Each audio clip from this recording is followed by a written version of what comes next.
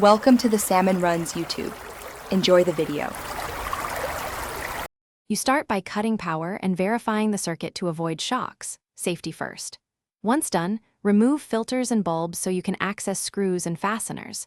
You should measure the duct diameter and mounting hole pattern now so the replacement fits. This prevents surprises. Make sure you have a helper ready to hold the hood when unscrewing. It's heavy and awkward. Keep tools within arm's reach and use a sturdy ladder. These early steps speed the rest of the swap. You'll now remove the old hood while preserving wiring information.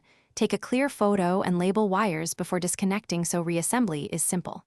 Next, unfasten the mounting screws, but don't let the unit drop. Have your helper support it and lower it slowly. Once free, disconnect the duct or remove the flange. Inspect the duct for grease and damage so you know whether to repair or replace it.